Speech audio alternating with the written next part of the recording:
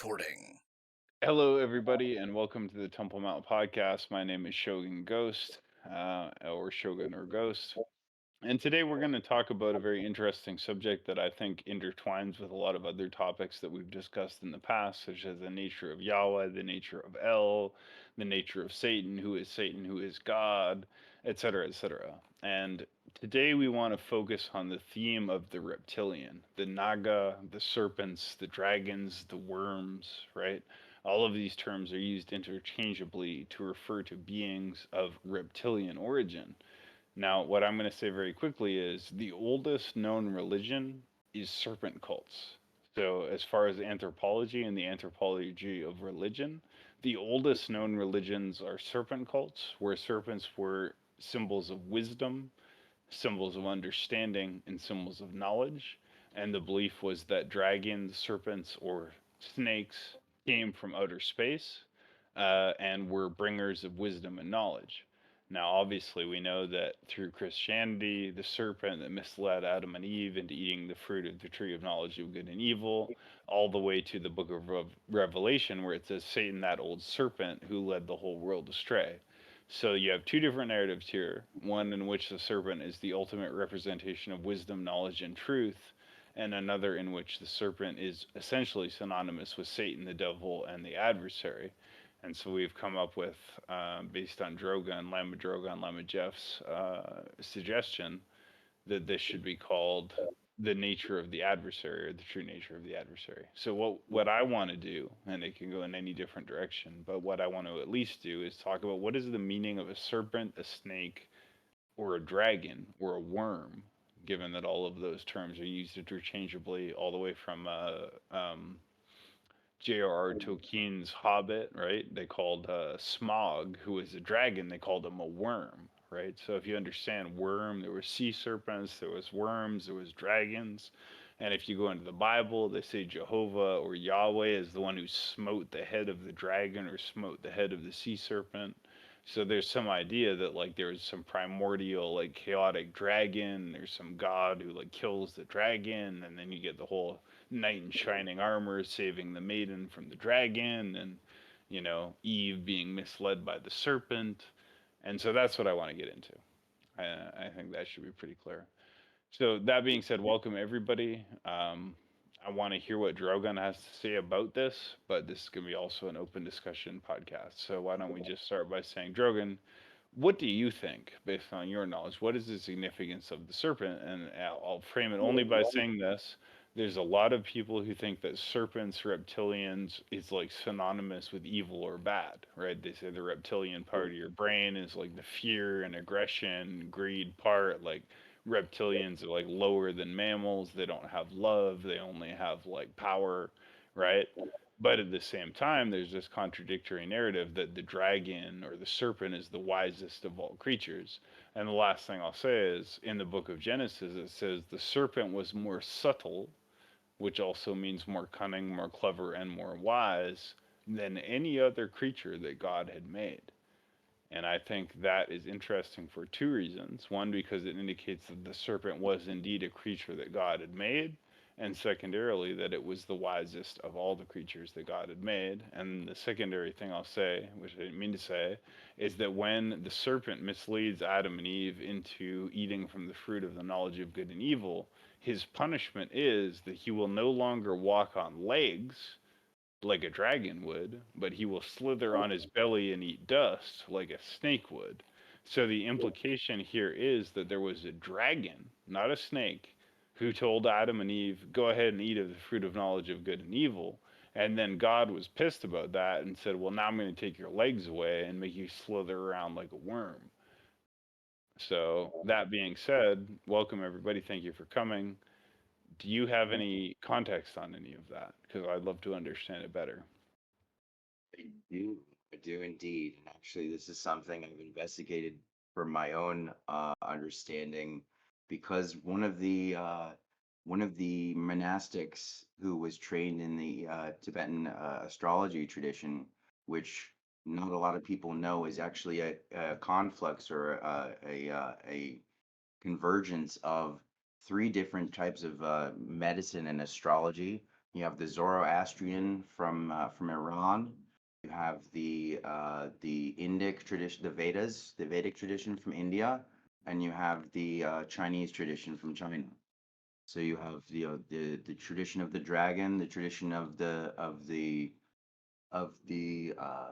eagle-like beings of the Garudas that are most high, which relates back to what you were saying in the other channel, Shogun, about about anyway. Long story short, I shouldn't prelude too much. I should get right into it, as Hugh has told me recently.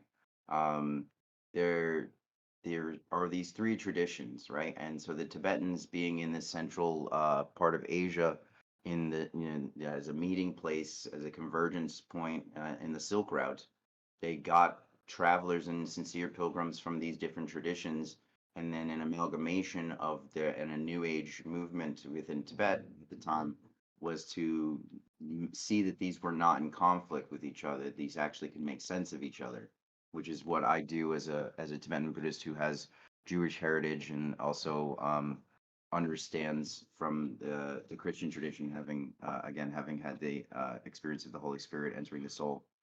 Um, so in that tradition, this Tibetan monastic who comes from my own lineage and actually your lineage too, Shogun, the Kagyu tradition.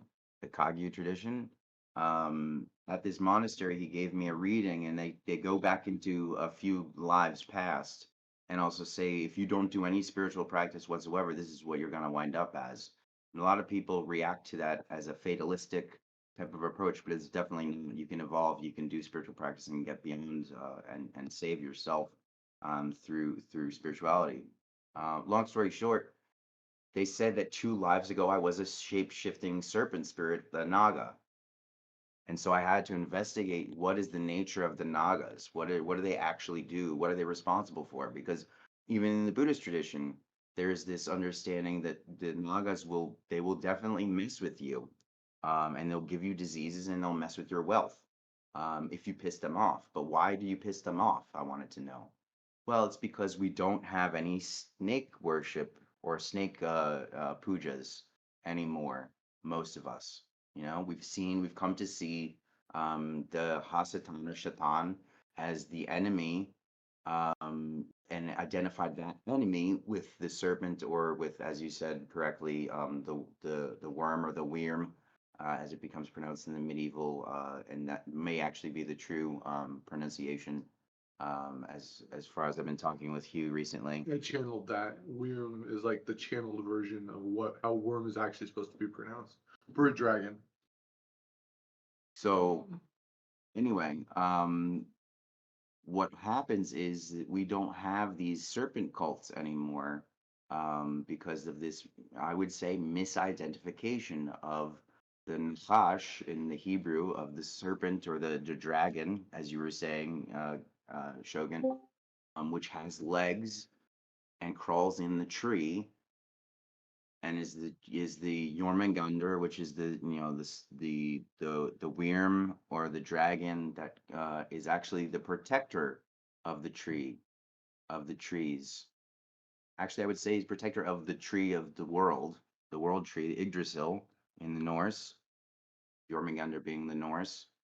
And so the Nagas actually in the Buddhist and Hindu cosmology, they sit at the foot of Mount Meru, the central peak, Mount Olympus for the Greeks. They sit at the foot of the holy mountain. They protect it from all sides. They are the guardians at the gate that leads to the mountain of heaven, the Temple Mount. They actually are protectors of the environment.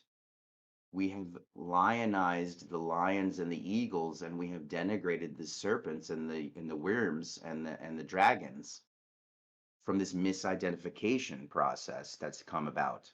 And so we've been disrespectful to the earth in that sense.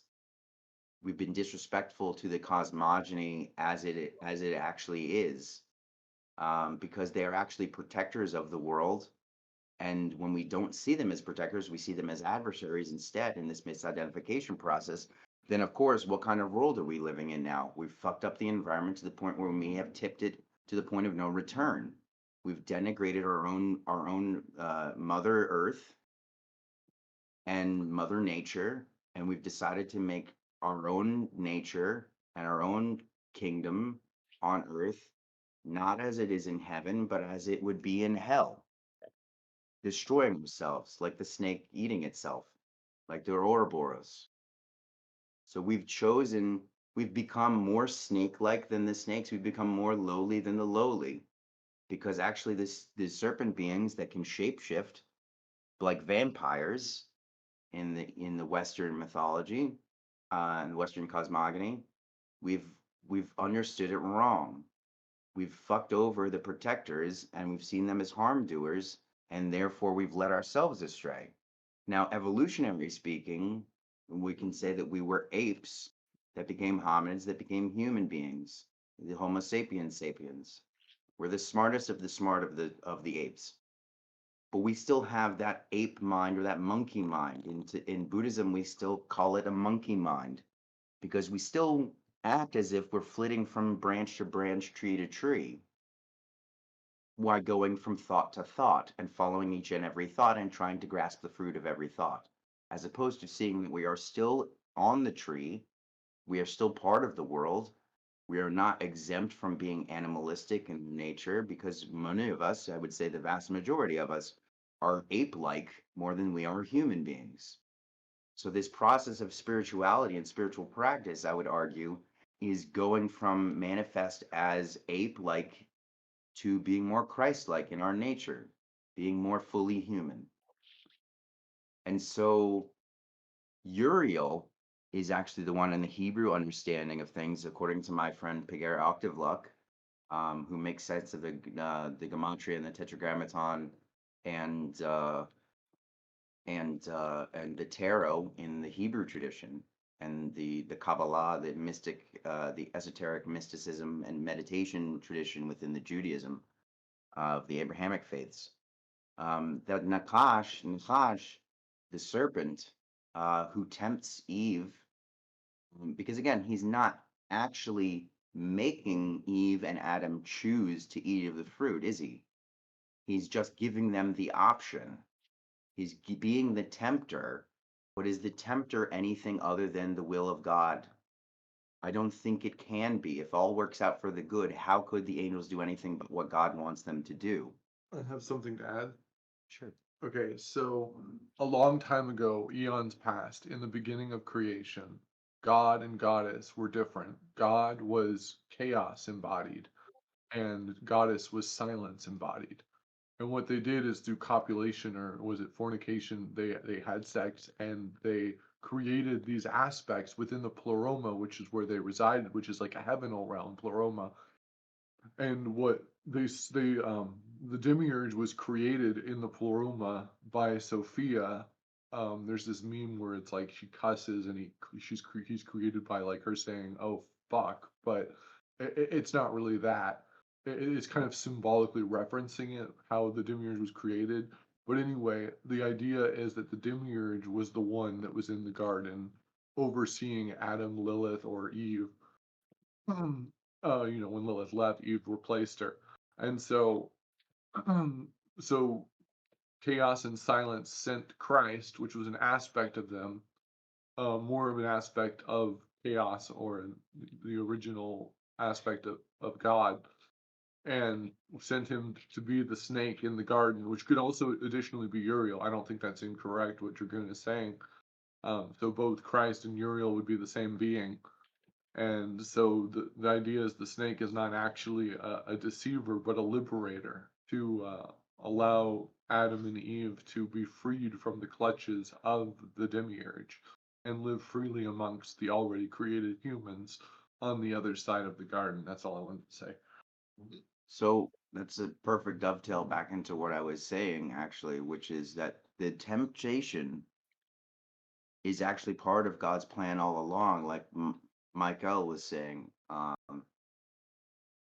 Because if everything works out in God's plan and God's time, and the Lord provides in mysterious ways, right? Which, as I've come to say, the Lord provides, but the Lord is also mysterious, to the vast majority of us, in the wisdom and the mind of God, which would be the goddess, the wisdom aspect, the Shekinah in the Hebrew, this feminine aspect that gets dropped when the patriarchal versions of rabbinical Judaism and then Christianity come into the like through the Nicene Creed, and things like this. The feminine aspect is not mentioned anymore for some reason that is not apparent to me. And so this gets lost in translation, as it were. As a translator, I can say this, with pretty surety, with pretty decent surety. Um, that the adversarial nature of things, and seeing chaos as oppositional to order rather than being a balance, which would be the human beings would be the balance, right? So then the jinn are created after the angels, according to the Muslim friends of mine that I had a Sunni Muslim girlfriend at one point who was half Algerian, half British. I have friends who have studied in the Muslim tradition under preeminent Muslim scholars, and they say that the Satan, the adversarial nature, is actually not Lucifer, who would be maybe, like you said before, a Samael or Hallel, or one of these, but that it's actually a jinn that has free will, because again, angels don't have free will, they cannot transgress God, but jinn were given free will before even humans, and these are, I believe, these are beings that have free will. They're made from from a fireless flame, or a smokeless flame. I can't remember the thing. They're beings of smoke without fire. And this jinn that was deceptive and cruel was also known as Iblis. That's correct. So we might as well get into this. So in the Christian cosmology, of which I primarily associate as a Christian practitioner of Bushido, um, what in the Muslim religion they call Iblis, we call Satan. So Iblis and Satan or Lucifer are the same entity, they're the adversary of God. But there is a different story about how they became in their shameful position.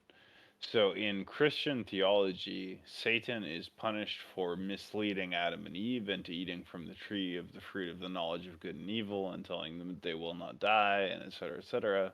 And there's all these things that I want to get into with you about the verse about I shall set up enmity between the seed of the woman and the seed of the serpent, and you shall crush his head and you shall bruise his heel, and et cetera, et cetera. So what's said even from this ancient book of Genesis is that there's an enmity between humans and reptilians.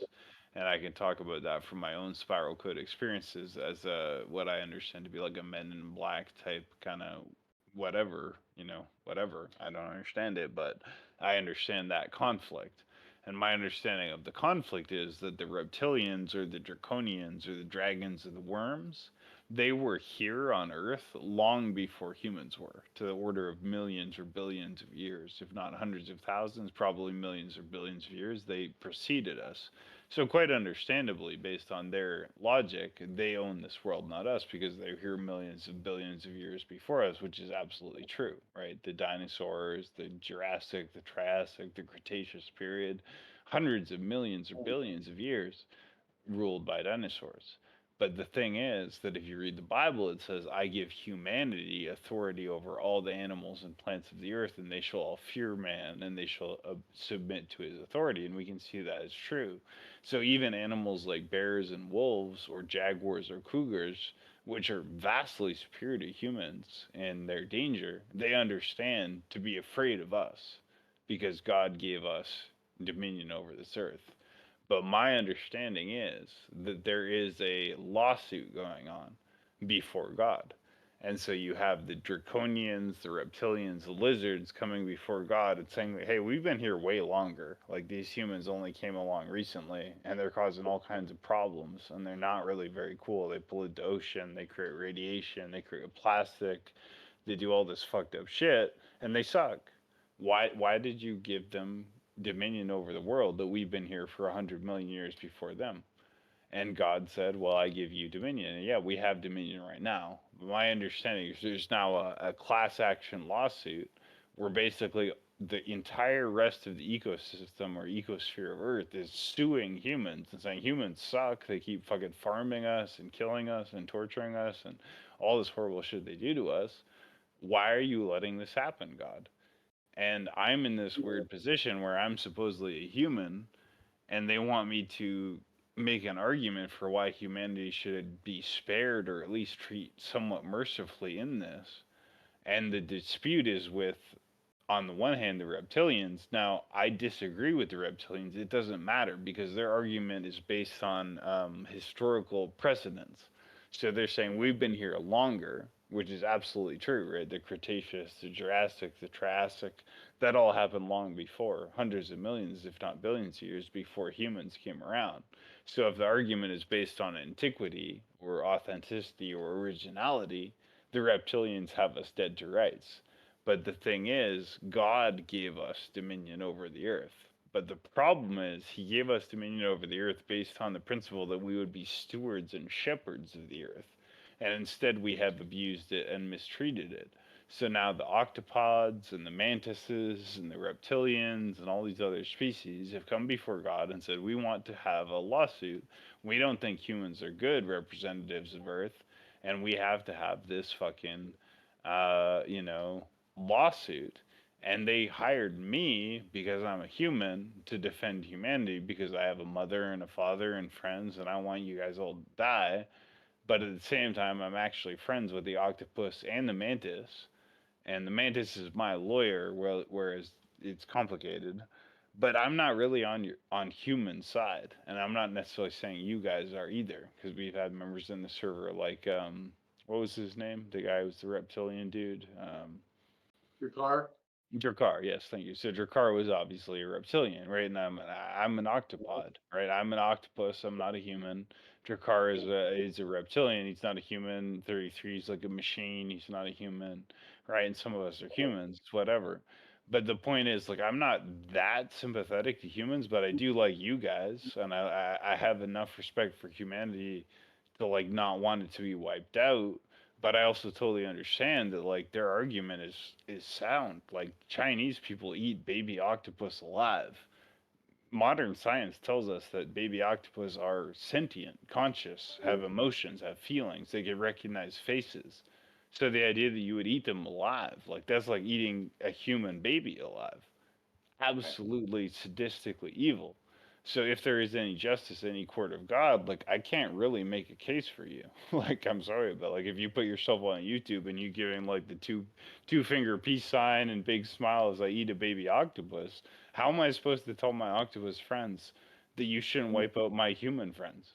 I really have very little to go on to make a case for you guys. And when I say you guys, I include myself in that, of course. But I think we're in a lot of trouble right now because God gave us a lot of privilege and a lot of authority, and we fucked it up and we abused it to the worst possible degree. And we're gonna have to face the consequences for that. And they said, well, Shogun is octopus friend and mantis friend, so you know he'll be a testifying expert. But what can I really say for humans? How am I going to defend us? I have no idea. Like I don't know how we can defend ourselves. I think we're fucked. Like we're guilty. Like we did it. We fucked everybody over. We fucked the trees over, the plants, the cows, the everybody, everything. We fucked them all over. What are we gonna say? How am I supposed to help? What can I say? What's our excuse? I have no idea. You? I mean, at first I was like, well, God give us dominion, not you, so like it's our priority, but we didn't use it right. We don't deserve it. So I'll tell you how I think the argument can be made for all sides to coexist if you think it would be fruitful in this conversation. I think it's definitely a good idea to go in that direction.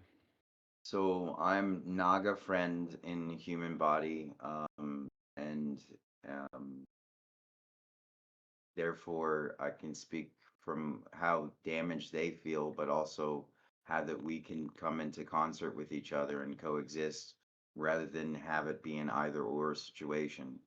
Having come from those first 16 or so years of my life being a scientific materialist, and then from the age of like 3.5, I think it may have been, I probably read some books about dinosaurs. You know, a lot of us have this idea of wanting to be paleontologists before we want to be astronauts or something like this, or firefighters. A lot of children, Homo sapiens children, want this, and I think that was very prevalent in me because of my past life connections to this Nagas as a Naga. But now being born in a human body, in an ape-like body, in a hominid body, but still having connections, firm connections from past lives and through the present and into the future, I'm sure, with these Nagas, these serpent spirits, and having studied as a wannabe paleontologist for the first vast majority of my life. We actually have the evolution of the dinosaurs. The dinosaurs did not die out entirely.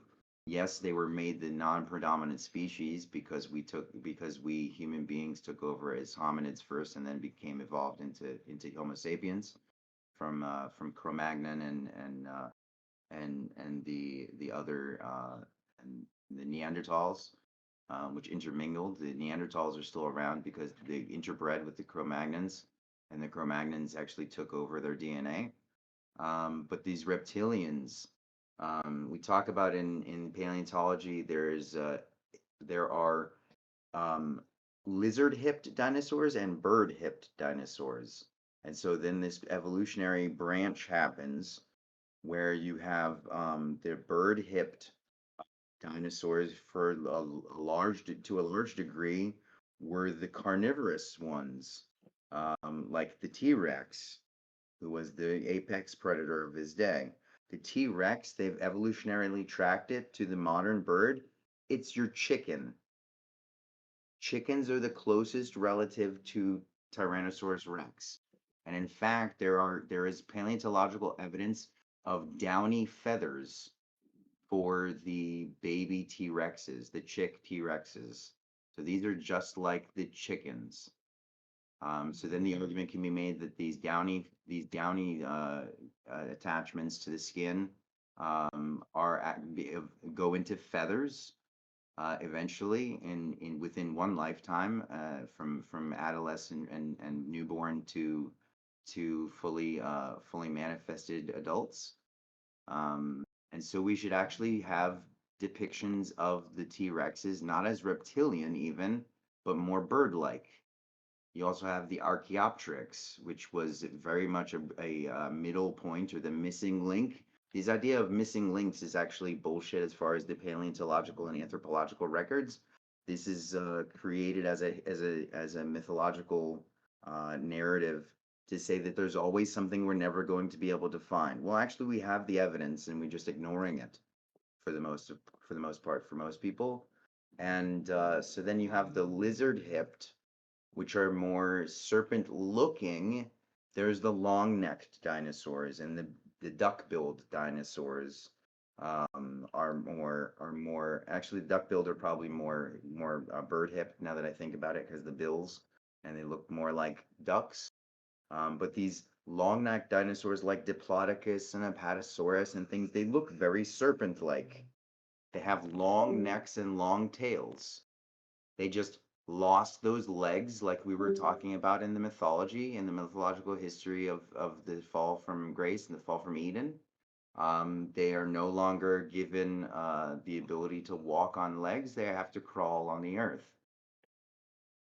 So these dinosaurs, or draconians, then lose the ability to walk because of what happens with the asteroid that hits into the Yucatan Peninsula.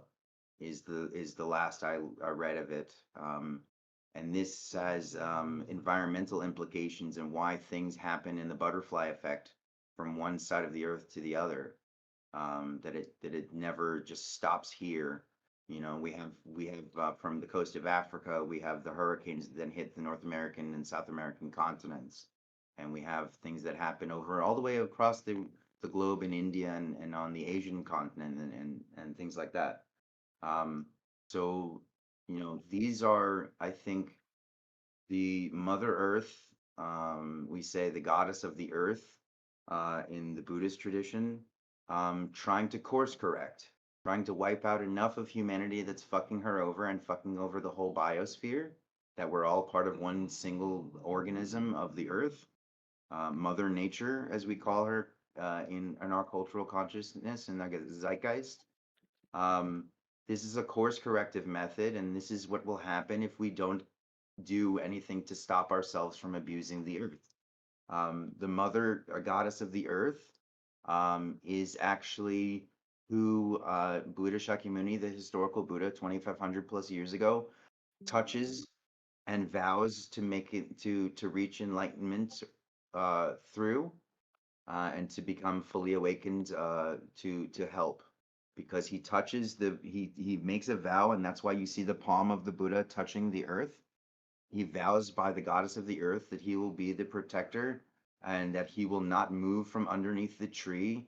He is getting back into the state of Eden, and seeing that the manna from heaven is actually the fruit from the tree of the knowledge of good and evil. We were always meant to have it because we were never supposed to stay in the garden and stay with God entirely. We were supposed to separate from God for a time and then get reunited from God. Because of course, in the Christian tradition, and I'm sure this is in the Judaic tradition and the Muslim tradition as well, in various ways, this understanding of that we basically saw the manna from heaven, the fruit from the tree, as being something that we weren't worthy of, and that we decided that we would make hives instead of living gardens. We would make artificial cities amongst ourselves and have an echo chamber and make the Tower of Babel and try to get and usurp God as human beings, maybe probably informed by the jinn whispering in our ears on the one side, and the other being the more angelic side. I think this is a difference that I have between myself and my Muslim friends. I think that the demiurge, the demiurge or the shards of the demiurge. I don't know if Hugh will go with me on this or not, but bear with me for a moment. Um, these jinn that have free will, that whisper in our ear on the one side of our shoulder, this is the actual jihad. A lot of Muslims don't understand this, and they become jihadis and these types of things because they think the infidel is outside. Well, there are definitely infidels outside, but the infidel that you need to be at war with is your own chaos, your own, not even chaotic. I won't say that because that's too far. They are your own darker nature, or your own your shadow self, or something like this. Not even at war with, because what you resist persists. So you want to just overpower whatever nature within you is discordant that's preventing you from awakening. I agree wholeheartedly. Okay. Overpower in the sense that you become far greater than the sum of your parts, so that Right. they no longer influence you in negative, false, deceptive ways, like the ego, and the pain body. So rather than lionize the dark shard and denigrate the light shard, or the vice versa, vice versa, in Latin. Rather than buy into either narrative, we should be the human beings that we were made into, which have a mind that is perceptive enough to know that there should be always a balance in nature. This is how nature operates. Nature abhors a vacuum, and nature abhors there being one power over the other. There's always supposed to be a balance. We can talk about this in the way that they talk about it in pop culture. We can go with Star Wars for a minute. Are you going to be more Jedi on lawful good in D&D? You guys play D&D here. I'm sure this will make sense to you more than it will to the average person necessarily, who just has this stuff delivered to them from a religious professional who may or may not be interpreting it, and definitely has their own throne in a church, which is actually God's throne and not theirs at all. Um, this self-grasping that wants this big S self, like we were talking about last night, rather than buy into either narrative, because we see in Star Wars that the Jedi are lawful good to the nth degree, and they say you should be celibate, you should be monastic, you should not have children, you should not fall in love, you should not have emotions. You should be totally stoic and to the point where you never feel. You just do what is right. Well, Yeah, I need to say something. yes, go ahead. So, on behalf of humanity, the reptilians are lying. I can tell you that right now. When they say that uh, they were here first, that's probably true. But the dragons that seemingly disappeared or just mythological beings were actually what the dinosaurs are, because they had wings. They always had wings. But when they constructed the bone skeletons of these dinosaurs, they constructed them incorrectly. They're just guessing a lot of times. And so they leave out the wings because the wings deteriorate faster or first before the rest of the body of the dinosaur as it's decaying. And so the reason I think that the reptilians are lying is because based off, and I know you don't like to hear this, Shogun, but the right use of will, I believe it's the first book, talks about this place called the Land of Pan. And the Land of Pan was actually what we would know today as Pangea. And even though it wasn't really humans that were first here, there were fae beings, like wish beings essentially, that could literally, based off the way the laws of the land of Pan worked, is they could manifest whatever they wished. So if they wanted like really good food to eat or really good drinks to drink, it would just instantly manifest. Well, guess who crashed that party? The reptilians. They're known as warrior spirits in the right use of will, but I can tell you they're the reptilians. And the reason humans are the way they are today is mainly because of how the reptilians treated us as slaves and a means to an end instead of actually as a harmonious partnership. So if the reptilians have anyone to blame, they have to blame themselves because the reason humans are Well, the way that's right. because And of so them. as you know, which I don't think your friend Drogon knows, but like we have Drakkar, right? Drakkar represented the reptilian position and we had a whole like legal thing. And the thing is like I have a lawyer and my lawyer is a blue praying mantis with three eyes, and I represent the octopus, the praying mantis, and the human beings. Those are the three species that I have responsibility for are the blue mantis species, the human species, and the octopus species. I have nothing to do with the grays. I have nothing to do with the Zeta Reticulans or whoever the hell else there is. The only ones that I'm related to are humans and octopus. So what they said is there's currently a law, a class action lawsuit between octopods and humans, but we're also aware there is at least one human who is friends with octopods. And not only that, you're also friends with the praying mantises, and one of the praying mantises is your lawyer. And so I was then brought in as sort of like an expert witness to try and make sort of a case of why we shouldn't wipe out humanity. Even though, and the only reason I listened to my testimony is because I was unbiased because they know how deeply I love the octopods, how closely I was connected to them, how deeply related I was to them and their political project. And so the fact that I was willing to say, yes, humans have absolutely abused and tortured and murdered and eaten the octopods that I love so much. I am a human and I don't want my species to be extinct. And whether this is true or not, it's possible, maybe only 1% possible, that all of you owe your survival to my advocacy for your continued existence. But It's what I'm much saying, it's much more likely that I'm delusional. But I said like I can't really make much of a claim for humans. We're terrible. What we do is terrible. But the fact that there's at least a few other species that like me indicates that maybe there's something about us that don't wipe us out entirely, please. Is but what basically the best I can do. saying, but what I'm saying is it's not the humans' fault that they're the way they are. It's actually the reptilians who hijacked humanity, along with the original beings of Pangea, Right. the land of Pan, where they were instantly manifesting things. This is where it began. These invaders came down and started making claims that they had to protect these beings that were on the planet of Earth, because there were these outside forces that were endangering them and that they're here to protect them and they were making all these deceptive lies, and that was the reptilians.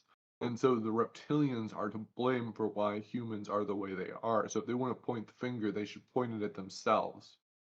What if, go with me for a second, and Hugh hasn't heard this from me either, so this is all new Dharma as far as everyone is concerned, except for in my own soul.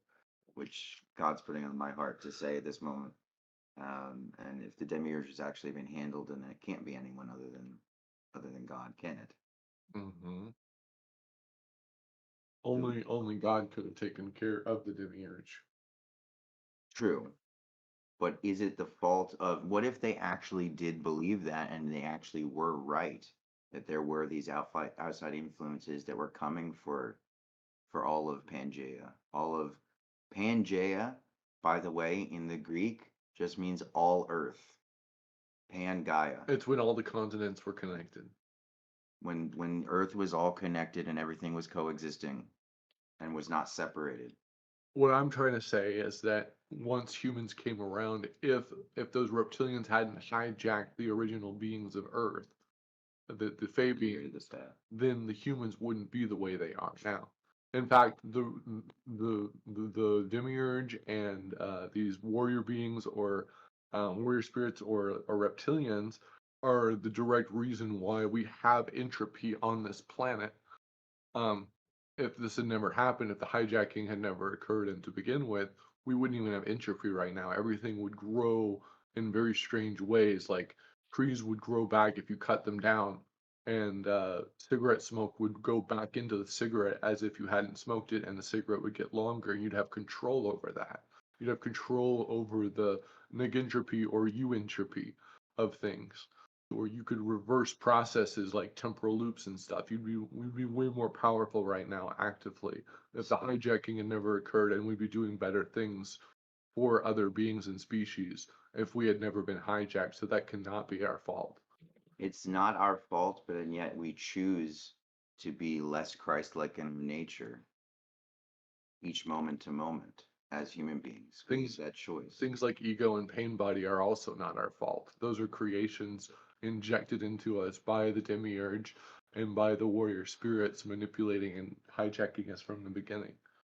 We didn't stand a chance at the time because we didn't know. We were still apes. We didn't know. We trusted people. We trusted beings. We didn't think there were outside forces that would try to mess us up. But my argument as magistrate would be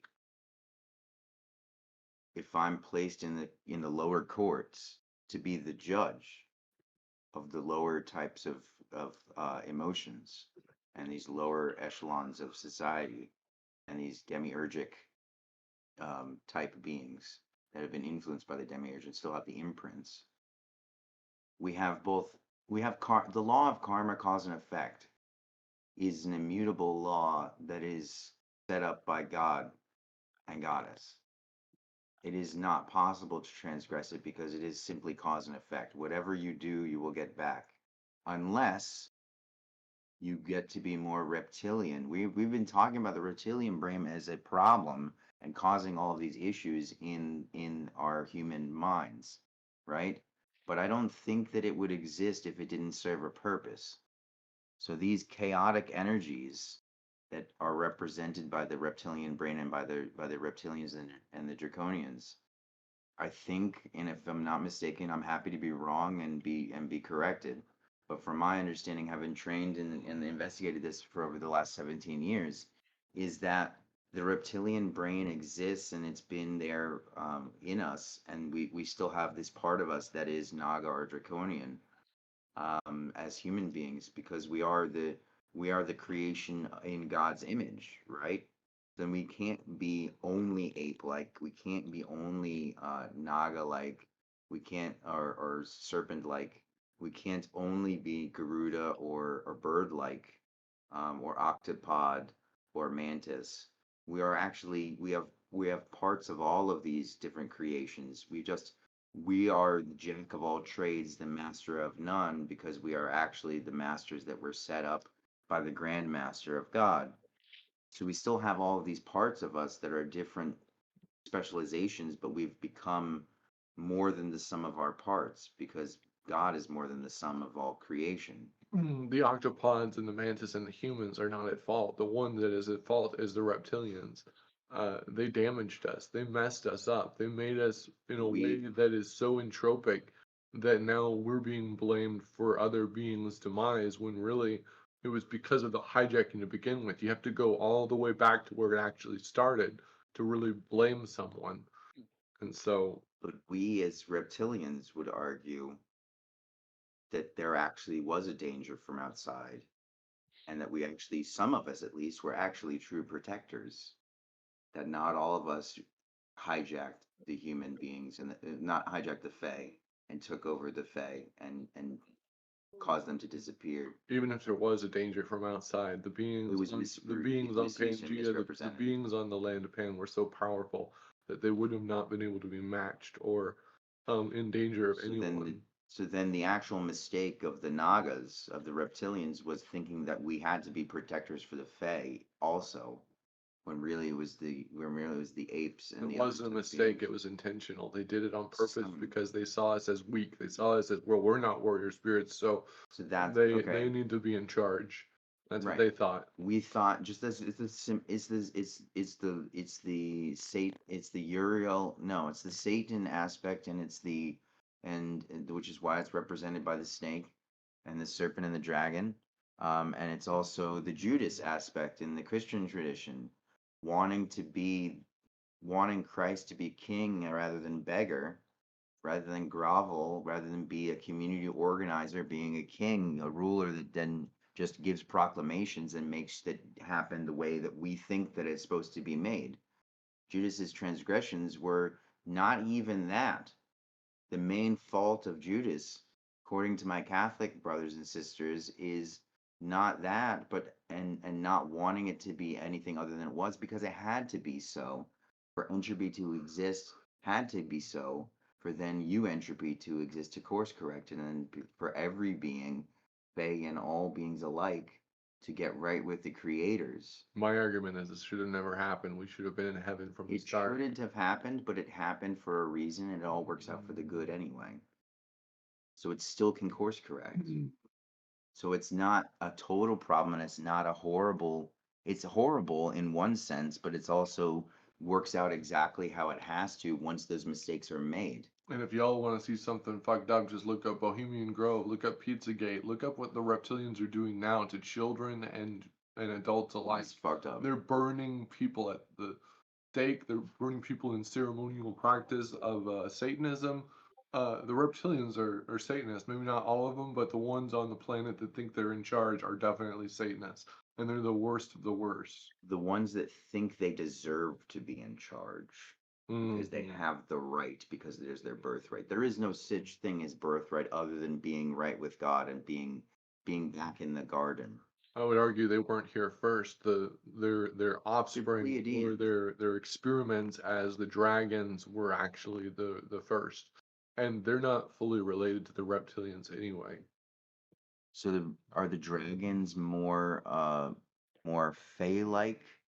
It's more like the reptilians are related to the dragons, and so the dragons would have Sprinkle extra the offspring? dragons would have the say, not the reptilians. If the dragons want a lawsuit, so be it. But the dragons should be the ones that are suing us if that's what they want to do. But I can tell you right now, the dragons don't really have that much of a problem with us compared to the reptilians. The reptilians are doing the same thing as a spiritual bypasser or a projector, like a bully or a narcissist. So they're projecting their own issues onto humanity when Right. really it's the reptilians that are at fault completely. We would not be the way we are as the people eating the octopus and you know doing all these horrible things to trees and nature itself. We wouldn't be doing this stuff. We'd be in total harmony if the reptilians had never hijacked us. So the fact that they're trying to cause a lawsuit shows that they're the ones at fault too. Because the dragons, and so that makes sense of my name even. Dragon, Drogon, Drogoon. So I am a dragon. I'm a god over the Nagas. Because the Nagas are my mistaken children. They know not what they do. Oren, do you Or love they humanity? Yes, I do. Can you please go to this lawsuit or this case court thing and that's like why I'm the speak magistrate. on behalf of humanity, please? And also of your dragon kind? Yes. Do the dragons really have a problem with us? No, it's as you say. Okay, Well, cool. I'm just going to So give you a quick take on this, where I understand there's multiple different lawsuits that humanity is facing in the court of God. So God's court is the court that matters, and not human court doesn't matter at all. So right now there are multiple class action lawsuits against humanity. One of those class action lawsuits is between reptilians, or what we call the serpents, the dragons, the reptiles, against humanity. And the basis of their argument is we were here first. We were here for literally millions and billions of years before humanity, which is absolutely true, right? The Cretaceous, the Triassic, all of that happened before humans came onto the scene.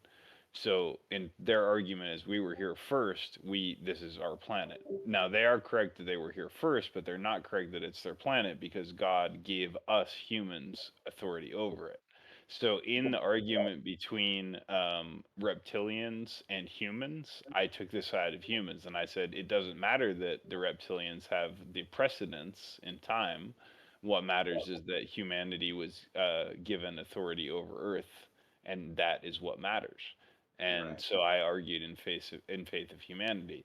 But the second class action lawsuit specifically was that octopods are sentient, ensouled beings that have self consciousness, they have love, they love their children, they can recognize a human face, they have intelligence, et cetera, and humans have been eating them and farming them and so on and so forth.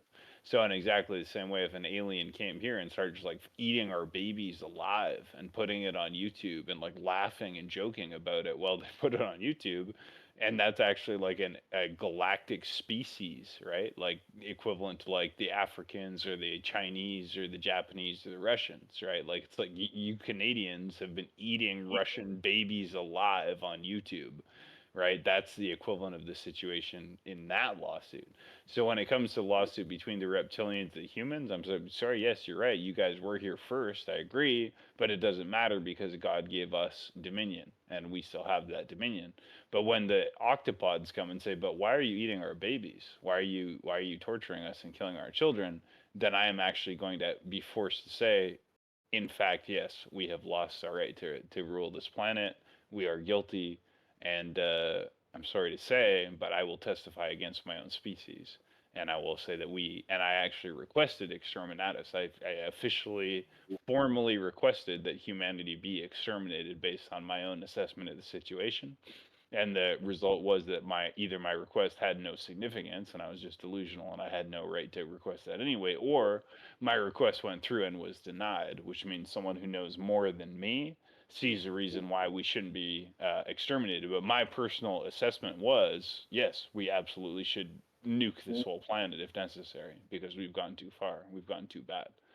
And so all I can say is there is a blue mantis lawyer who apparently likes us, and I have an octopus friend, and maybe that's the only reason we're still alive. But humanity's grasp on this planet is so tenuous right now. It's so loose. It's so weak. And the period of time where God said you guys are in charge is very in question right now. Very in question. And I personally don't believe that we should be in this position. I don't think we earned it. I don't think we've been worthy of it, and I think we should accept our just punishment, whatever that might be. Now the discussion was, are we going to wipe out only certain cultures? Because when it comes to like eating baby octopus, that's mostly the Chinese. You know, the South Americans don't do that. The Canadians don't do that. The Americans don't do that. So when it comes to who's been eating our babies alive on YouTube, that's the Chinese. And so they were saying to me, "Well, can we wipe out the Chinese?" And I said, "Well, maybe. I mean, they burn dogs alive with blowtorches to make their meat more sweet. They eat cats. Like, I mean, yeah, maybe we should get rid of the Chinese." But then it's like, are we really any better with the way we treat pigs and cows? And should we all die? And then the other question was, should we just die? Or should we be handed over to the authority of what was called the great old ones, or like kind of gods? Like, do we want to actually find out what it's going to be like if the gods, like we have our God, right? We've got Yahweh, Jehovah El. Well, the octopus have there too, and we can use the term Cthulhu just as like a placeholder for whatever the name may be. But I'm just saying, if we want to face the actual justice of the octopus God for what we've done to the octopods, it's going to be way worse than death, way worse than death. So my debate that I had is like, are we going to just like wipe out the Chinese? Are we going to wipe out all humanity? Or are we going to hand over humanity to the justice of the elder gods of the octopods, which would be worse than death? And So I have very little like reason to defend us. Like it's very hard to defend the human species at this point. I understand. And the reason I was appointed magistrate is just for these types of topics. And so I can say with a degree of certainty, and I still need to hear testimony, like you're saying, before the final judgment is rendered, right? But it's not my judgment, it's God's judgment for us, through an understanding, through for a certain type of lens. So then I'm not actually a Naga. I chose to become a Naga as a dragon because the dragons are the gods of the Nagas. The dragons are more Fae-like with wings. And as Hugh was saying, most people don't know this actually. Having studied paleontology, going back into the historical record, right, or the prehistoric record, um, when we find fossils, there's a reason we say fossils and not bones. Actually, the process over time is that the softer tissues disintegrate entirely and leave very little trace, maybe an imprint, like the downy and the feathers that I was talking about with the dinosaurs. So then the dinosaurs are the dragons that were on there were the worms. The dragons that were worms were the dinosaurs. And so what happens in the fossil record is over millions of years, actually the bone doesn't even stay even. It gets replaced with minerals and it just fills in. It's like a clay mold, like a lost wax method that they do for the statues in Tibet and the Tibetan cultural sphere still. They make this they make this casing that then is injected with molten metal, and then the lost wax method is the casing disappears because it's a softer substance and the harder metals stay. So these are the minerals. The minerals actually replace the bones in the fossil record, and that's what fossils are. They're mineral fill-ins for where the bone was that left a gap in the earth, which then the minerals replace.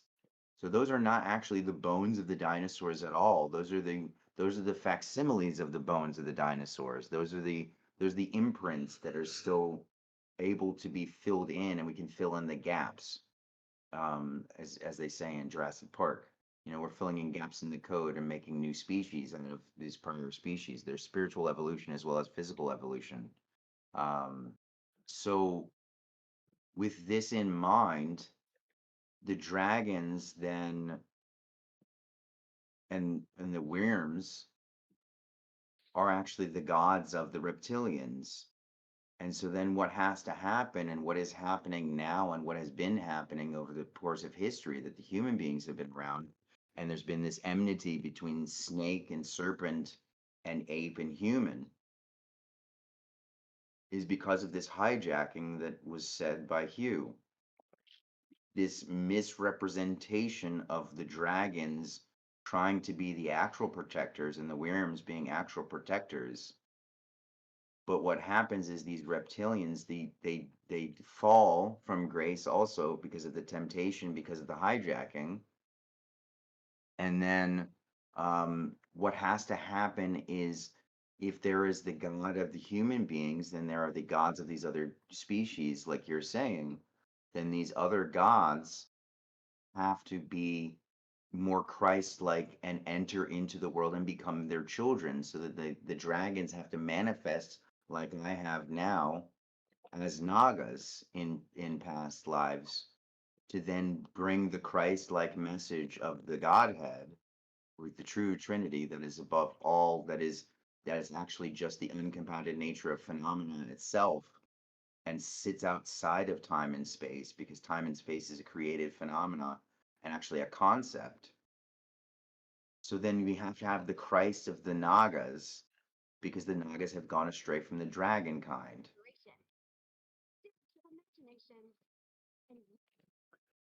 Well, very interesting. And I think we need to do multiple episodes to even break open this ice cube, so to speak. But Yes. the thing here is that on the one hand, you have this ancient Aztec, Mayan, like pre-Christian, ancient cult where the idea is that dragons from space came and brought wisdom, and that the serpent is the symbol of wisdom and understanding. right? And then on the flip side, you have the idea that the serpent is a symbol of the devil, corruption, and mischief. And what do we understand even from the Bible? Well, the serpent was the most cunning of all the animals that God has made, right? The most wise of all the animals that God has made. And he said, "You will not surely die. You will know good and evil." And he was correct. As a Christian, I can tell you he was correct, right? We didn't die. Adam and Eve didn't die when they ate the garden of fruit of good and evil. They did come to understand good and evil, and they did become like gods, knowing good and evil, which is precisely why they were kicked out of the Garden of Eden, according to the Book of Eden. So the serpent didn't actually lie. That has to be recognized. And so there's this weird eagle serpent thing between, which side is true, and that ties into like Enki and Lil and this whole thing. And then again, I'll just point out that like my personal symbol, or one of them, in addition to the octopus, is the secretary bird, which is a snake eater. And the other one that I resonate a lot with is the mongoose, which is also a snake eater. So I understand myself to be a snake eater. My job is to find and eat and kill snakes. But I also understand that snakes kind of represent like ancient primordial wisdom and like astral like knowledge from like a deeper dimension. And I actually love snakes. I love snakes. I think they're beautiful. Some people find them gross. I don't find them gross. I think they're elegant. They're beautiful. They're amazing. But I also understand that they kind of represent like maliciousness, treachery, deception, They strike ambitiousness, when power, and I respect all that. I don't hate them, but it's just my nature is that when I find a snake, I eat the snake. I'm not a snake. I'm not a Slytherin. I'm a Gryffindor. That's just the way it is. But at the so same time, I respect and I understand the snakes. I like them. I've had friends like Drakkar who are reptilians, but at the end of the day, when I go in testimony, I would say, no, sorry, reptilians, you guys lost. You had the Earth for a couple 100 million or billion years. God gave it to humans. Now, when it comes to the question of do we still deserve it now, I'm going to say no, we don't deserve it anymore, and we should hand it over to the octopods or whatever. But when it comes to me versus the serpents or the dragons, I'm actually opposed to the dragons. But when it comes to me versus or in relation to the octopods and the mantises, I'm actually more in favor of the octopods and the mantises. And that's There's where I sit. And obviously, anybody who's listening to this and hasn't already turned it off thinking these guys are a bunch of lunatics, well, congratulations. Like, welcome to where we are. But there there are many strange phenomena happening on the planet, including reality glitches, and the Fae are literally returning. The dragons and other Fae, fairies, leprechauns, elves, mermaids, they're all coming back. And this is very showcased on TikTok. Like people are catching actual video without any editing of these creatures showing up. And I I I I say there's a possibility that the reason for this is because the Fae are going to become the stewards of the world, not the humans. So I think there needs to be a distinction because there's a conflation, and I think this is part of where the going astray happened, and we're still mentioning it, right? Um, there needs to be a distinction between the Draconians and the Reptilians. The Reptilians are the children of the Draconians, but they're not actually fully manifested Draconians. They've fallen from grace, just like humans fell from grace from God's realm, from the human God's realm. And I have to say that as a Draconian, because I thought I was a reptilian and a Naga because I have manifested as such, but that is actually on purpose with having control over the life and death process as a sentient being through practice, through having gone through being illusory in nature and then becoming real, going from compounded phenomena that doesn't inherently exist to uncompounded phenomena and more in tune with the Godhead, and the true creators, God and Goddess, Kunjizang Po and Kunjizang Mo in the Tibetan, Samantabhadra and Samantabhadri in the Sanskrit. Um, this is an important distinction. This helps us get out of this trap of seeing only adversaries. If the dragons and the worms had actually been in total control and not let their children have free will and not let them lead the apes and the hominids and the humans astray and hijack them, then yes, things would be better by and large. But then the reptilians would never have learned the mistakes of their thought process and of their souls not being totally evolved and not understanding that they are illusory beings and the dragons are real and they are not, because they've fallen astray. So there are actually the draconians then branched into, as I said before, like the dinosaurs branched into birds and reptiles. The draconians branched into the garudas, which are the theropods and the I remember the term from the paleontology that I studied. There are the sauropods, which were actually the herbivores. They were not carnivores. They were not wrathful. They were peaceful. They were so peaceful that they bought into their own bullshit and neuroses, and they became wrathful in an egoic sense, not in a spiritual sense. And then they hijacked the human beings in the Pangea. But what actually should have happened, and if they had not chosen the wrong side, is they would have become Garudas. They would have been theropods, the bird-like dinosaurs. Then they would have been the more raptor-like and more T-Rex-like. They seem to be demonic. They are sharp-toothed and they are carnivorous. I think their dragons are actually omnivorous, right? They eat everything. They don't eat just their own tail. They eat all of the other lower life forms because they are deserving of being eaten because they go astray. So this is the wrathful practice in Tantra. This is what dragons do for the reptilians, just like human beings have done for these other supposedly lower life forms, right? There has been abuses of power, certainly, but it also has to work out karmically. There has to be a balance. So if there is a denigration of one side and a lionization of the other, then that has to switch at some point, and there has to be the humans and the apes eating the snakes and eating these other forms of beings. It's not out of maliciousness, but out of liberation. If you are liberated from your body and your egoic bullshit into a higher state of consciousness, into a higher soul state, and become more right with God, then that's your hell for a moment, but it's a purificatory fire. Why do dragons breathe fire? Because they get you right with God by disintegrating your egoic self and only liberating your higher self to let your oversoul be fully manifest. I have an announcement. I and my twin would be more willing to give dominion over from the humans to the Fae, as the stewards and caretakers of the world of The Earth. hidden yogis. I would be more willing to do that with my twin than to let this continue or uh, to give dominion to the incorrect species. I feel like the Fae are the most deserving because they actually were here first before the humans, and the humans chased them out. So I do have a little bit of angst or pissed offness about that internally. Yeah, and I think we can have an ongoing series of podcasts about this sort of like interdimensional special court thing because that's been a big part of my spiral code. And again, my alliance is very clear. I'm not aligned with the gray aliens. I have no alliance with them. I'm not aligned with even really humans, other than being human. My personal alliance is with the mantis or mantid species and the octopod species. Now, I have no disrespect for or animosity towards the reptilian species. However, I do understand they are the opposing party in my legal case. So if I'm a lawyer that's been hired and I'm the prosecutor, they're the defendants, or they're the defendants, I'm the prosecutor, right? When it comes to reptilians. But when it comes to the octopods, I am the prosecutor, I'm the defendant of them, right? I'm on their side. Now, when it comes to the mantids, they're on my side.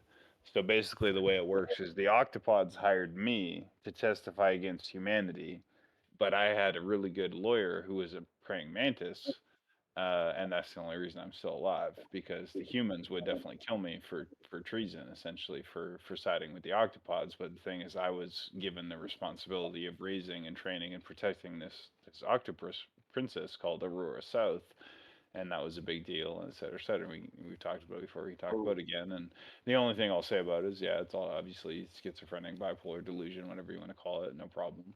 But in reality, it's as far as I can tell, it's only because there's at least one octopod who loves at least one human that humanity is not going to be wiped out, because the legal case of the octopods is rock solid. And the only defense we have is there's at least one human that at least one octopod who has royal status actually cares about.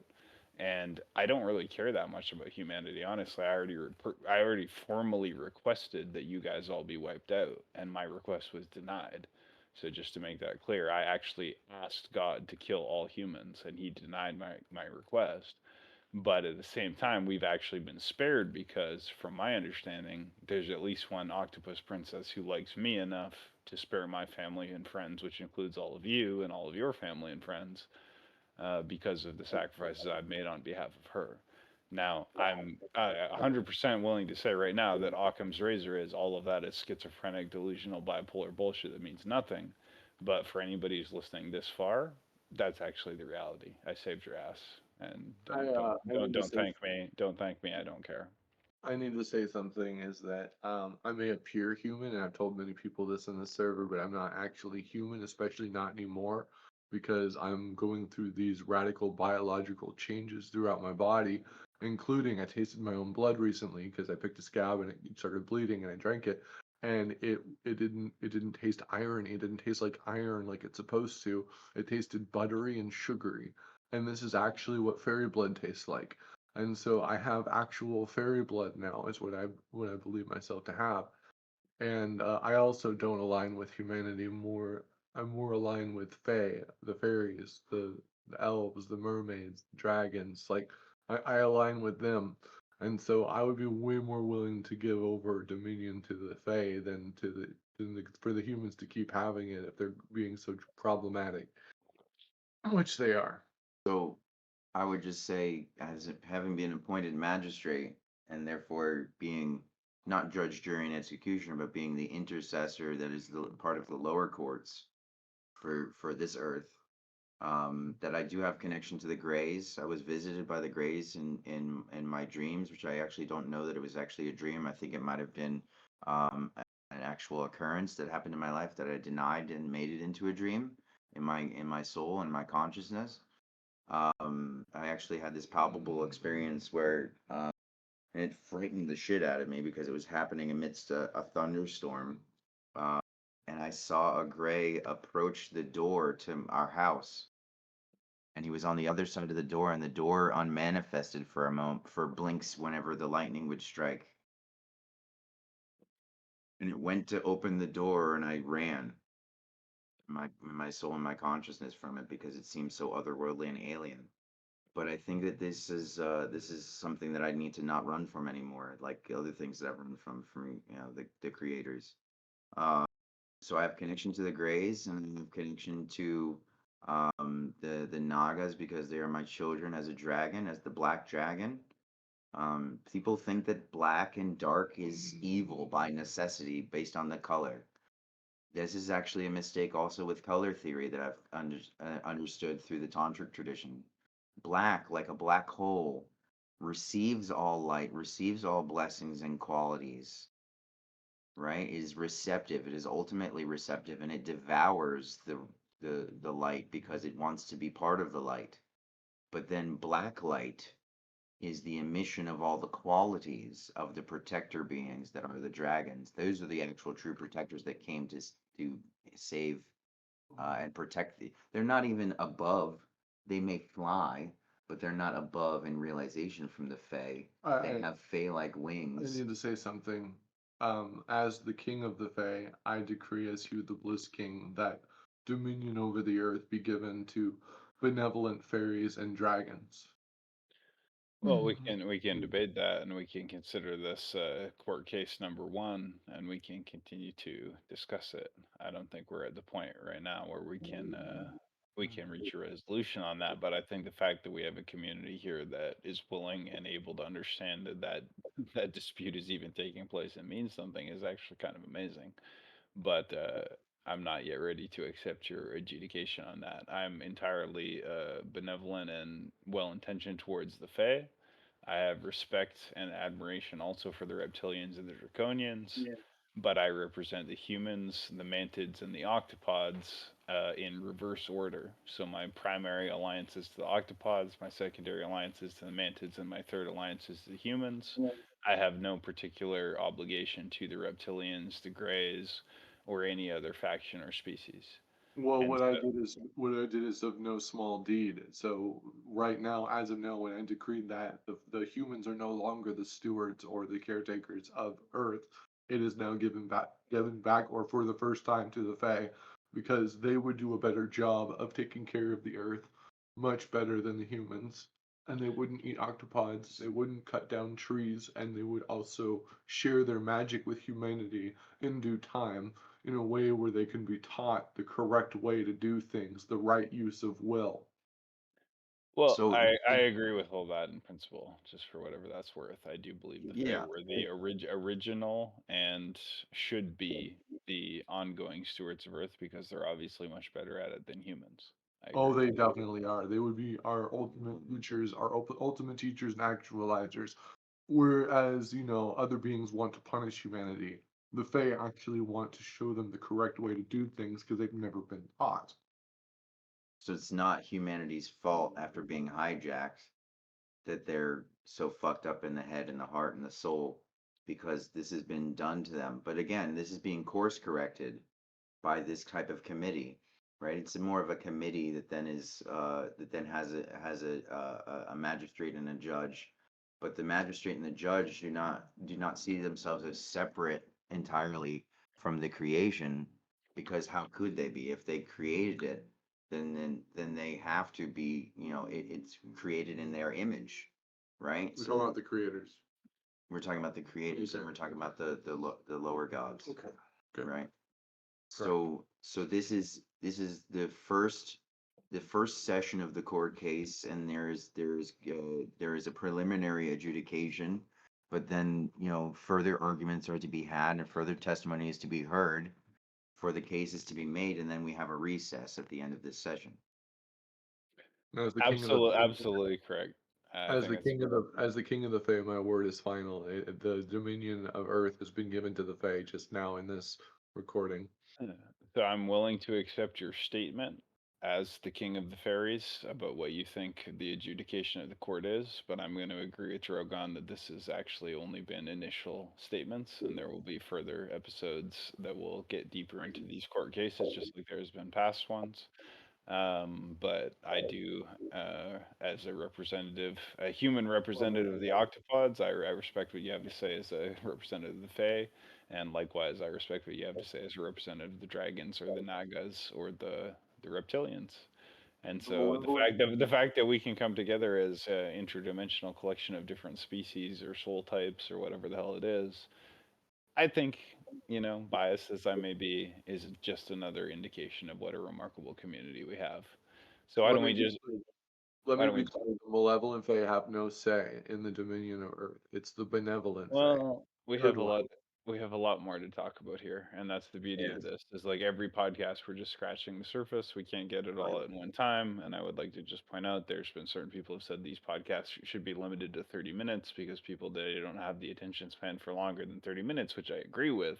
But I don't think we've had a single conversation that could have been done justice in 30 minutes. I think every one of these conversations required exactly as much time as we've given it. And if Is we it tried to possible? if we tried to hold it to 30 minutes, it wouldn't get anywhere. So I do think like yeah, there may only be 10 people who are willing to listen to a 3-hour discussion about the legal debate between octopus and mantis and reptilians and humans and fucking dragons and fae. But if those 10 people hear this, then we did our job. And Would that's we my like to perspective. open it up to Q&A now? I had a question and I also had a statement, if I may. Of course. Um, First of all, I wanted to say, well, I had a question first, and I'll make the statement afterwards because the question was pressing on my mind first. My soul, rather. Buddhists conceive of it as mind and consciousness when we're talking about soul, again, like I said last night. My question is, with the color schema and the color wheel that the palette that exists in all different creation, right? Um, do you know, since you have connection to the mantids that I apparently do not really have, even though I've felt a respect and an affinity, I don't actually have like a firm connection to the insectoids and the mantids. I had an experience at the Buddhist monastery that I stayed at for 2.5 months when I was learning Tibetan language, which is again the language on my arm, the language the Dalai Lama speaks natively. I had an experience where I picked up a mantis. It was a green mantis, not a blue mantis, and it was very aggressive and it tried to punch me in the face Did you say it several was a times. a blue mantis specifically? Green, green. Green. Okay. Yeah. Yeah. It was Okay. very aggressive, even though it knew that I was holding it up and that if I were to let it go, because it had actually attacked me rather than me holding it out from my face and so it could not attack me, I would have had to drop it and it would have died. So out of compassion, I held it upwards and held my hand upturned and it was in my palm and it was trying to actively assail me. It was trying to actively attack me and I did not let it so that I would not have to drop it and kill it. But it was a green mantis, not a blue mantis. What is the difference between the blue and the green? Do you know? I, so when I say I know, I just want to make it very clear. All I'm speaking from is my own spiral code experience, which has no inherent value to anybody who does not have a pre-existing reason to give credence to my anecdotal evidence. So if you don't believe my anecdotal evidence holds any epistemological value, then I totally understand that. There's no reason why you should. But in the spirit of the question, yes, I do understand there are many different colors of mantises and kinds of mantises, and I actually have a certain insight into how mantis society functions.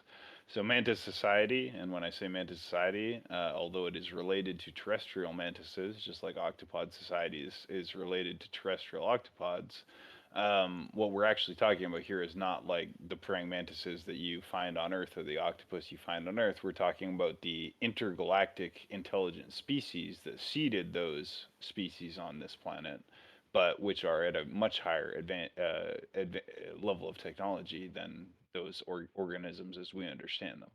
So you better respect a praying mantis or an octopus on this earth because those are the children of species that have already colonized multiple planets, if not, stellar systems, right? Like these are the mantises and the octopus that exist on Earth are essentially placed here on Earth by intelligent species that have already colonized multiple species, and they have the same rights and the same human rights, but on a higher level than what we understand, right? So they have galactic rights because they've already been recognized as intelligent sentient species by God and by the international or interstellar community. Now, if you want my opinion on this or my understanding of this, the mantid species is entirely matriarchal. So what do we know about mantises? When they mate, the female eats the head of the male.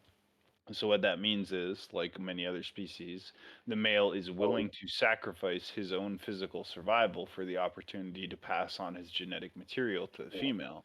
But what happens when you have a highly matriarchal species is that the matriarch becomes extremely selective about which genetic material she will receive. In other words, if she has the option of mating with every single male, she's only going to select the best of the best male. So the mantid species is extremely meritocratic and hierarchical. And the only way that we can understand the way that they organize that meritocratic hierarchical system is by understanding the concepts of sword fighting and the concepts of chess. So, what you need to understand is every male mantid spends all of their time, like 100% of their time, on only two things. One is what we would call chess. It's not actually chess, but it's the equivalent of chess, which is a tactical and strategic board game that they play that tests their strategic and tactical reasoning. And the second thing that they do is what we would call sword fighting. The only difference being they don't use swords, they use their organic appendages, which function as swords, which are their pincer like prefrontal forceps. So they engage in two activities. All the males spend all their time playing chess and having duels with their forceps, or what we would call our arms, but for them are more like swords. And only those beings who succeed in that challenge, and they organize their entire society on a pyramidal structure. So if you lose the chess match, if you lose the dueling match, you're at the bottom. You never get to mate. If you get to the next level, the next level, the next level, the next level, you fight all the way up. You have to win every chess match and every sword fighting duel in order to reach the right to mate with a female. Now, the thing is, once you do that, the female will eat your head and kill you. At a certain point, a certain mantis came along who had attained what we would equivalent to the kind of enlightenment that Buddha had. So every previous mantis only wanted to secure breeding rights for himself. And so he was winning all these duels and all these chess matches just to secure breeding rights. But then all of a sudden, this particular mantis came along and said, you know what? I actually care about winning these duels and these chess matches. I don't really care about getting laid, and I don't want to get my head eaten. And so at that point, we had the equivalent of the mantis Buddha, who was no longer just doing it all for the right to pass on his genetic material, and he actually passed on the chance to pass on his genetic material, which is what every other mantis had been fighting for, which created like a really radical disruption in the mantis society because up till that point, it was assumed that if you rose to the top of the pyramid, it was only for the opportunity to breed with the matriarch. But this guy rose all the way to the top of the pyramid and was like, "No, I'm not even going to fuck you because I know you're going to eat my head." And so, ever since that point, he's been essentially the praying mantis Buddha. But the majority of all other praying mantises are still engaged in a meritocratic hierarchical competition for breeding rights, and the blue mantis is seen as a somewhat eccentric character because he's like, a celibate monk, right? Someone who chooses not to have sex, like, not to reproduce, right? And so the blue mantis represents that level of mantis society where they are no longer concerned with their achievement of breeding rights because their development of the arts of swordcraft and chess has reached such a level that they actually attain like a kind of enlightenment where they were like, why are we even doing this? Just to get laid? No, it's more important to me that I keep winning. I don't care about the women. I just want to keep winning. And so all of a sudden there was the best genetic specimen of the male who chose not to breed with the female. And that changed mantis society forever. But generally speaking, if you're talking about a green mantis, you're talking about a normal mantis. And when I say normal mantis, they're way more intelligent than we are. They're way stronger than we are. They're faster than we are. They're more strategic, more tactile in every way than we are. But they're willing to sacrifice themselves to get their heads eaten as long as they can get laid and pass on their genetics. But the blue mantis will actually remain celibate even though he's already achieved breeding rights, which in their culture is like the ultimate mic drop flex, and there's just no like counter to it. They're just like, sorry, I win, and also fuck you. I So also want to add that when I decreed as who I am about the Dominion thing, that my twin, my queen, in the ethers, also decreed as Mew the Bliss Queen. So she does that when I decree or when I cast a spell, she's doing the same thing, but like with her gender and her dominion, and so her perfect. And authority. I would like to say, Hugh, I would like to do a podcast with you in the future as a guest, so we can get into the whole fairy king and fae side of things.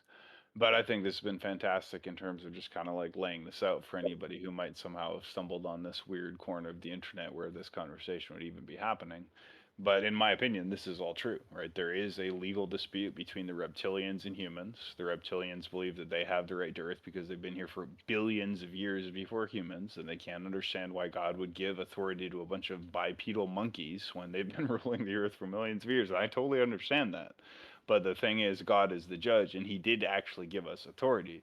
But the question now is, thousands of years later, have we used that authority correctly? Do we still deserve it, or should we be stripped of it?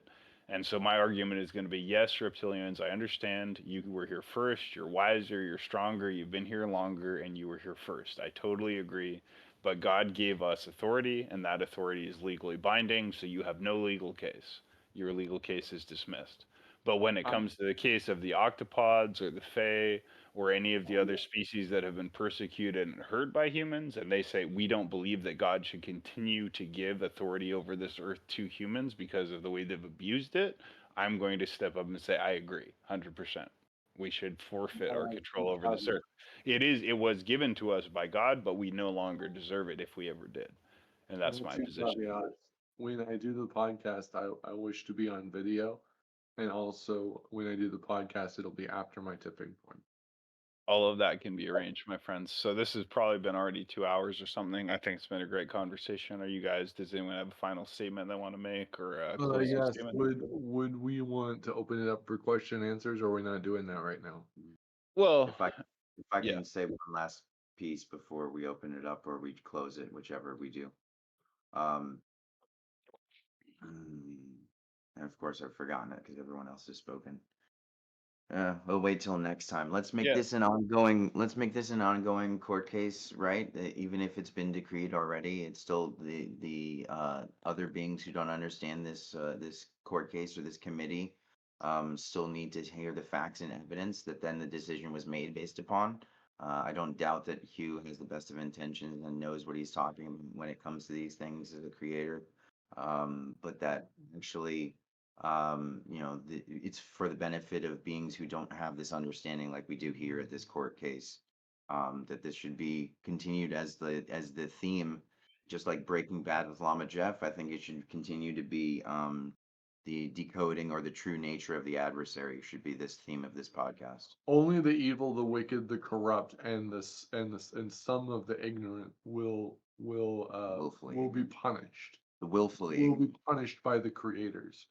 Well, So As like I said, I totally agree with how you phrase that in terms of what we should continue on with future conversation. I think that's super important. I also understand where you're coming from, Hugh, and I just want to state where I'm coming from. I am not the judge. I am not the jury. I am not even the lawyer. My lawyer is a blue three-eyed praying mantis named Lucas Valencourt. I'm just a person supposedly named Dan Church. But the point is, I am just a witness, right? You know how they might call in like a character witness. That's all I am in this. That's all I am. So I just want to make it clear, like I don't get to say I'm right or I'm wrong or anything. I've just been called in as a witness, and So then, I just want to make that clear. yeah, and so then I'll clarify this one thing. I think we can close it or open it, like I said before, after this. So my position as magistrate, I'm not actually the judge, I'm not the jury, I'm not going to be the executioner except for anything than egoic self. However, being perched in this position by anointment and a recognition of realization, I have to say that this is the judge already knows what the ruling is going to be based on the magistrate and based on the evidence, but the jury still has to understand why that judgment is coming down. So this has now become an information session by committee to show the jury why the judge has decreed as such.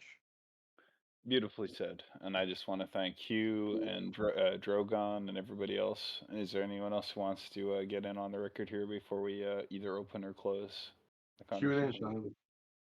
Yeah, Q&A, but I honestly feel like it's been kind of open for a while. Does anyone have anything they wanted to say they've been waiting to say? If not, I think this has been a great place to end it. And I really appreciate it. And I just want to say, like I believe both of you, my only intention is the highest justice, the highest mercy, the highest peace, the highest benevolent resolution of the situation. And my authority in that is mid tier to low tier, and that's just where I'm at. But I appreciate meeting, and talking to you guys about this. It's really special to be able to discuss these kind of topics and have people not be like, "What the fuck are you talking about?"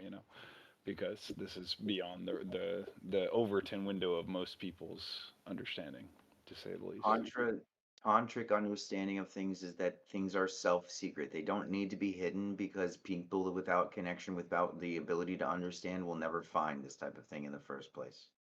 Is my mic working? It is Yes. now, Please yeah. go Do you ahead. want to say Yeah, something okay. for them? I, I just want to say I appreciate the conversation, and there was definitely a few gems in there. I was just, listening while like doing other stuff on the internet, but I really appreciate it. It was very good. Thank you, Flipper. I appreciate that. And I appreciate you. So we're going to close the recording now. I'm going to banish the Craigbot, by which I mean simply say goodbye. Thank you, Craigbot, for your service. God bless everybody, and thank you, everybody, for listening, participating, and being part of this. And as always, you can find us on the Temple Mount Discord server, the Temple Mount Podcast on YouTube and BitChute, and the TMP Podcast channel of the Temple Mount Discord server. Good night. God bless. Thank you.